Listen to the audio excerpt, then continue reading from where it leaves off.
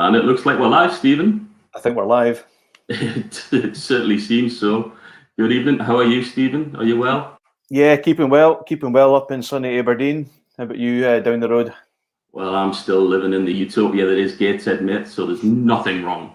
You know what I'm saying? So good evening if you're watching out in internet land. Welcome to the Scotch Malt Whisky Society's social media, YouTube channels, and all that type of thing, whatever medium you have to be watching over.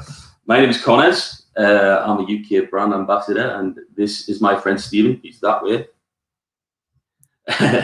who's also a UK brand ambassador.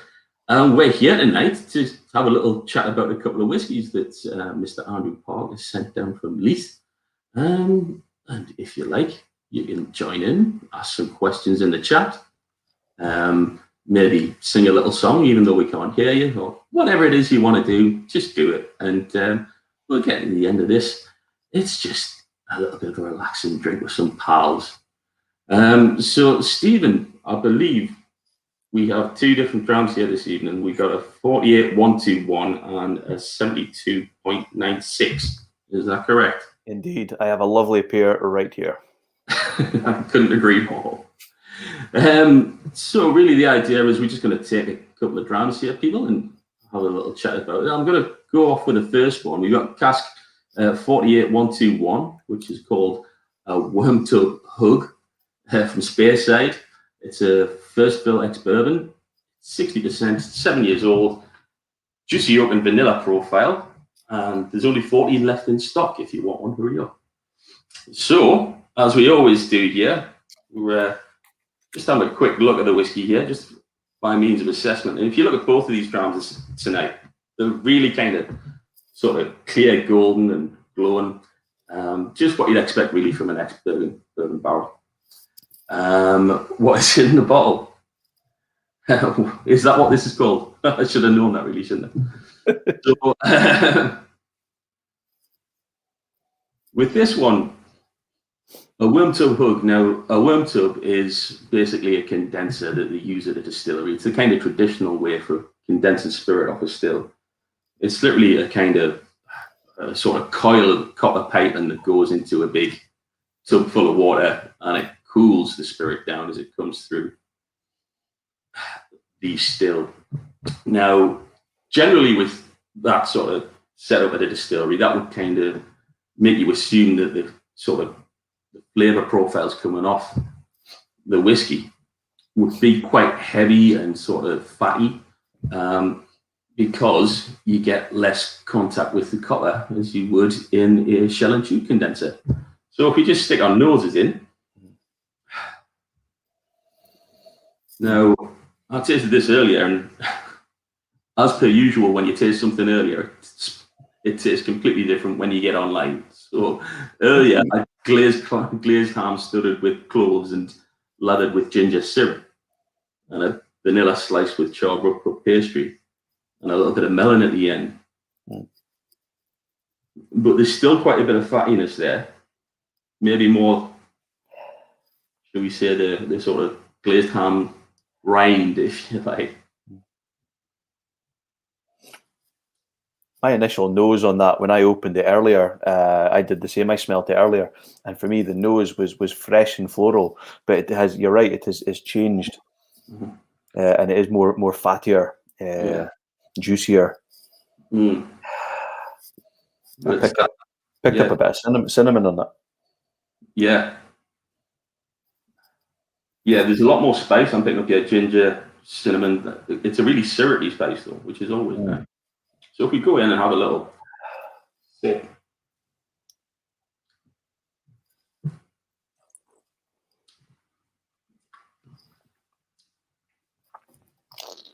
Really rich and mouth coating. Lemon oil. I'm getting toasted rye bread, burnt sesame seeds, ground cumin, a bit of kind of sort of dry floral fire, kind of a gauze fire thing going on. Well, it's presenting a little bit like a rye whiskey, actually. Yeah, it does have that. It does have that spiciness on the top of the tongue. That initially you get I get a bit of green grapes and green apples, with that sort of spiciness layer on the top. Absolutely agree with that. Yeah. I haven't tried this with water yet, so I actually think it will work really well with a few drops. But that just might take that. Well, I'm glad you said that, Stephen, because I've got my favourite prop with me. Nice. That's vintage. That's vintage. My uncle bought me it when he realised my previous water jug had gone the way of the dodo.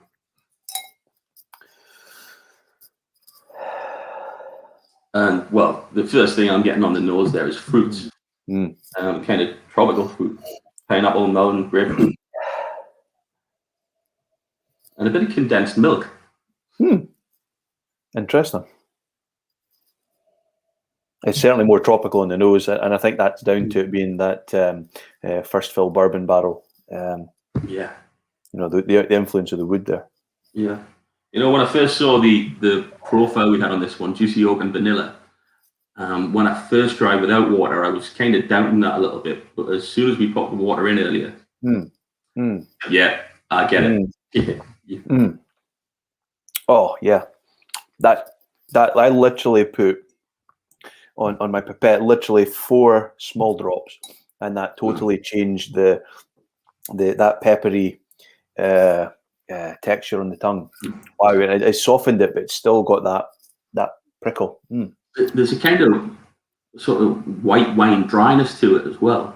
Yeah. That I really dig. That's good. That's now moreish for me, with that little drops of water to reduce the alcohol. Yeah, and you know, people talk a lot about reducing whiskey with water, and there's not really a known definite as to what's going to happen once you put water in your whiskey. If you look at it from a kind of scientific point of view, I suppose there's stuff in there that you can detect more when it's, you know, in water, and there's in there you can detect more when it's in alcohol. It depends on the solubility of the compounds in there. I always say, if you like it, don't mess with it. If you don't like it, though, you think there's something a little bit off balance, a couple of drops of water, like you say there, Steve, can really open things up. Everybody's different as well. I did a tasting middle of last week, and you know, everybody's got different palates, everybody's got different thresholds. Some like cask strength, some just like 40, 45, 46%. And you know, the water can just change that and lower the ABV, because sometimes people don't want the strength of the alcohol if they're new to it. And you know, that few drops of water can make it palatable for your taste, for their taste. You know, everybody's different.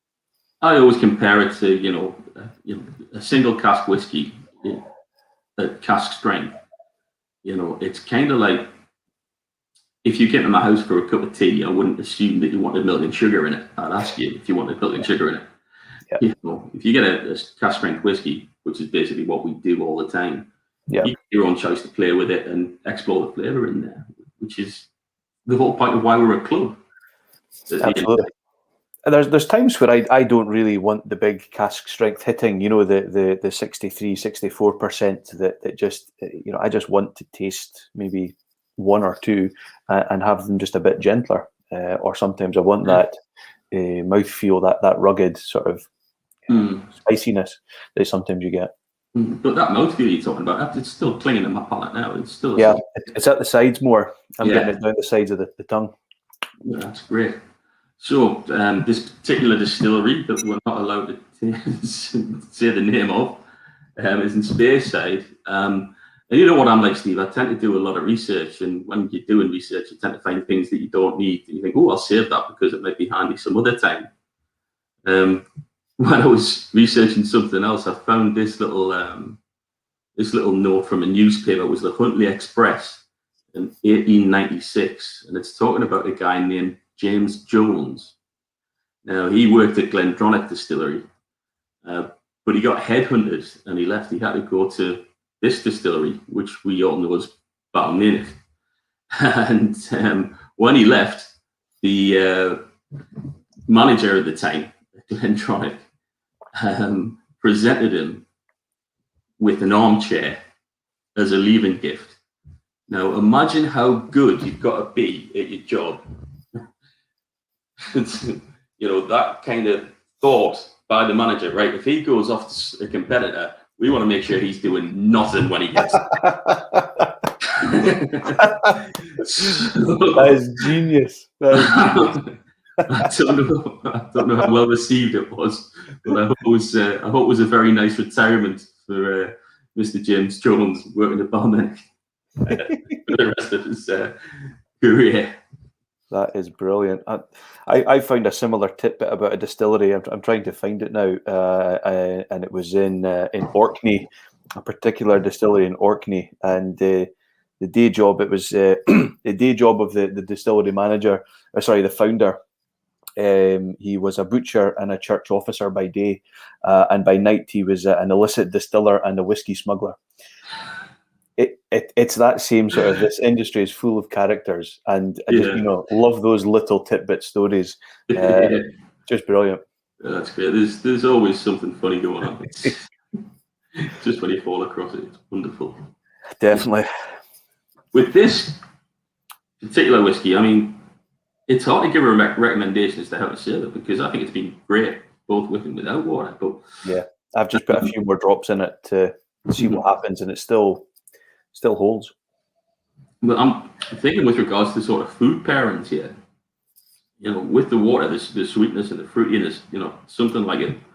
I think I mentioned the vanilla slice earlier on there, just to bring that extra sweetness to it.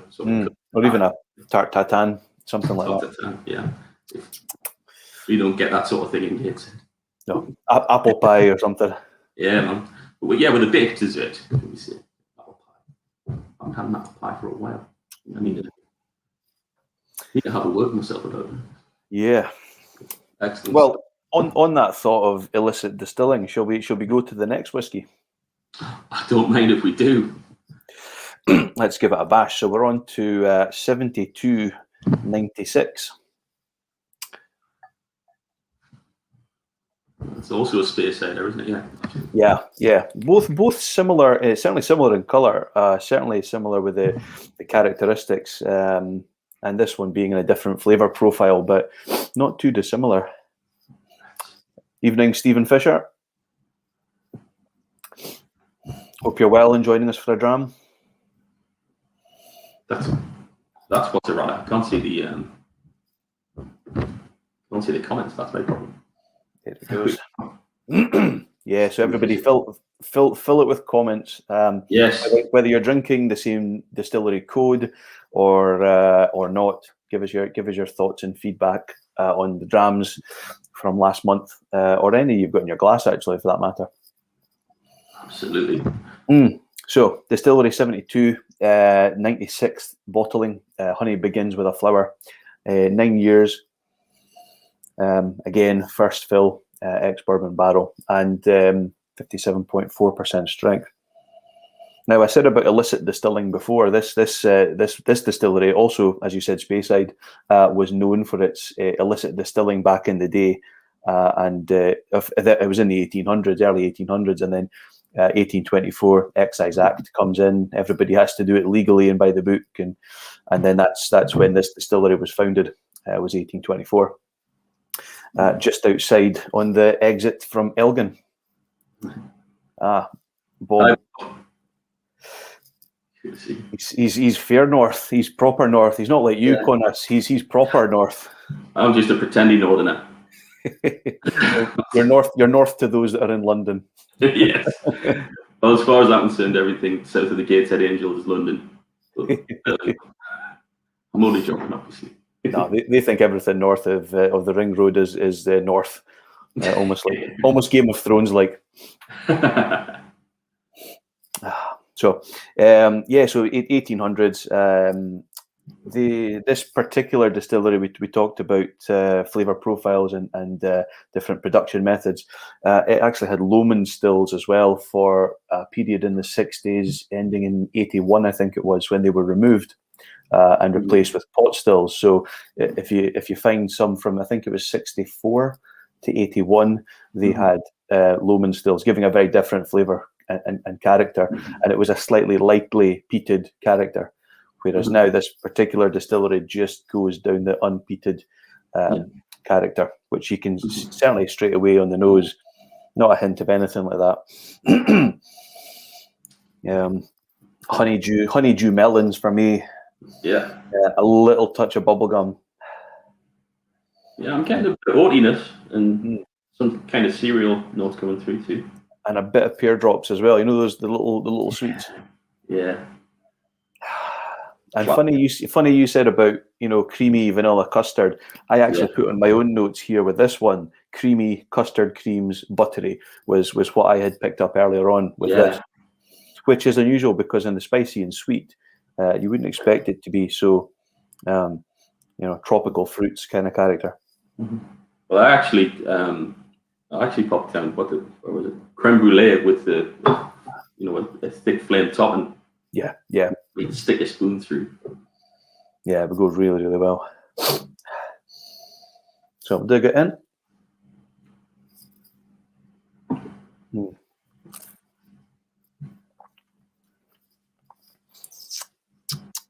Again, quite creamy. Not the same spicy tingle that we had in the last, but a bit of ginger biscuit and a sort of herbal tea almost. Try to work out whether it's herbal tea or Earl Grey, but it's got that sort of characteristic to it. That was a gram of 77.69. Pure dead brilliant. I echo that, Stephen. It certainly is. So yeah, I basically agree with you 100% on the palate side of things, Steve. It's when I first tried it, it was like biting into a sugar lump. Yeah. I kind of push, the sort of mouth explosion, if you like, and a bit of cinder toffee in there. Like that little white sugar cubes that you eat, just a tiny little one has got that mouth coating. Yeah. Great stuff. Also, actually written down Chinese tea as well. So. Did you really? Yeah. How funny is that? Worryingly close on this, mate. We might have similar palates. We're all doomed. But yeah, lovely nose, lovely taste, lovely finish. Just gentle and gently works back up again. An easy drinking dram. This again, I haven't tried it with the water yet, so we'll dive in with that.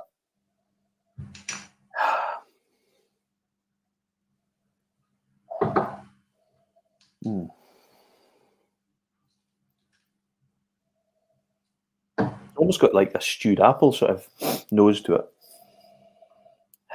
But then there's that sweetness as well that's just digging in the background. It's almost like a sweet creamness. Yeah. Like chantilly cream. Crumble.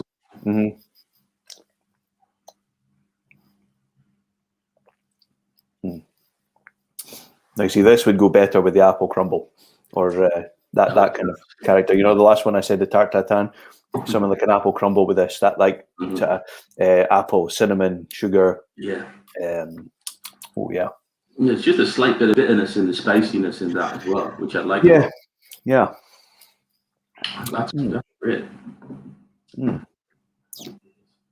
Yeah, I do. I am partial to this this distillery. It's one of those sort of drams that tends to go under the radar. These sort of golden nuggets that go into the bigger company Pernod Ricard's blends, and I think it's an Indies absolute gem. This one, you see it a lot with all the indie bottlers, and to a certain extent, the last distillery we tried was the same. So Speyside is especially peppered with these places that you don't see in single malt form too often, apart from independent bottlers and obviously SMWS ourselves. And I could understand people saying, "Oh, well, it's just refill bourbon, or it's just first fill bourbon. Why haven't you messed around with the maturation?" Well, it doesn't need it. You can, but I mean, what are you ultimately doing if you do that? You're going off-piste from the distillery characteristics, and if you want to totally change it, stick it in a quarter cask sherry, PX or something. Or whatever. Yeah, and what you're going to get. It's hit or miss. You know, with this, with this distillery, and certainly with the 48 as well, it's consistently very good. The bottlings we've released anyway have been consistently good and following a similar strand with a few different sort of characters that are slightly different. Evening, Tiziano. Tiziano, are these bottlings UK only, or are they also offered in other chapters such as Sweden? Switzerland, sorry, did it say? Yes, Switzerland. Yeah.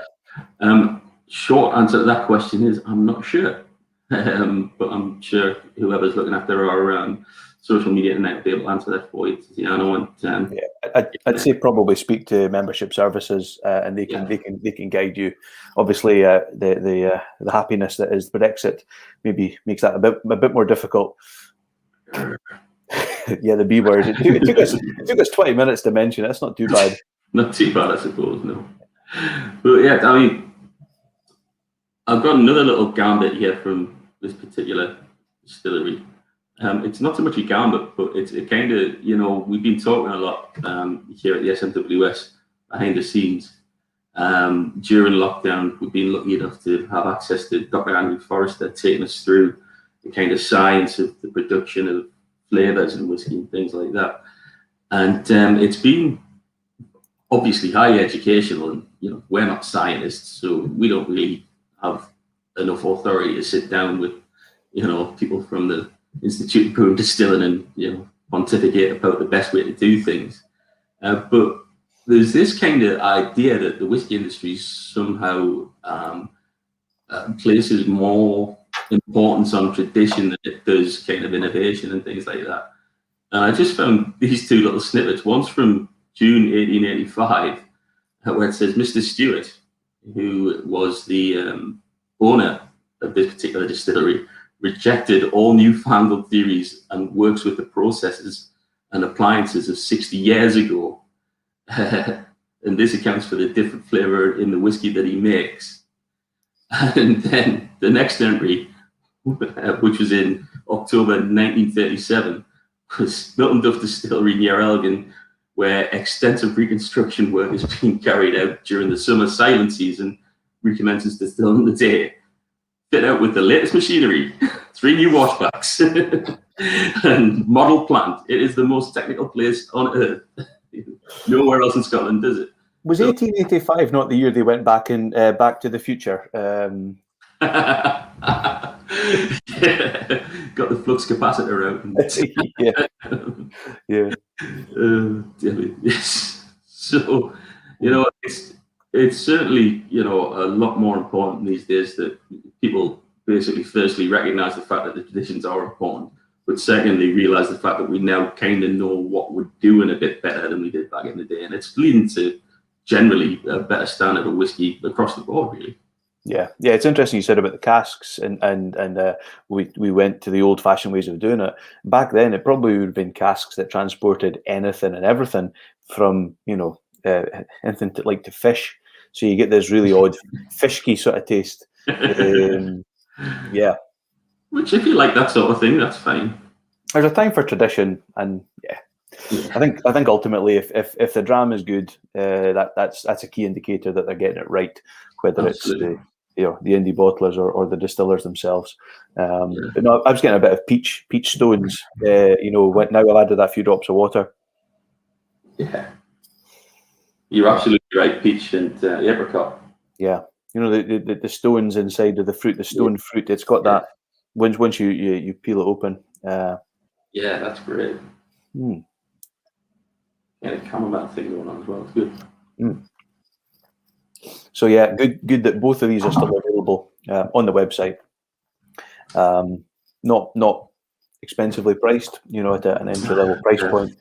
Yeah, 48 good for 52.96, and it's 45.60 for 48.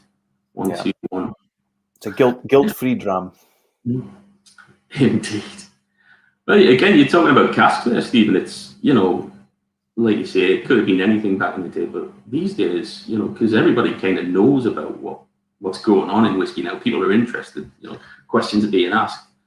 it's kind of getting more about provenance, and we look after most, if not all, of our own wood. We try whenever we can to fill into our own wood, so we have kind of complete ownership of the whiskey from day one.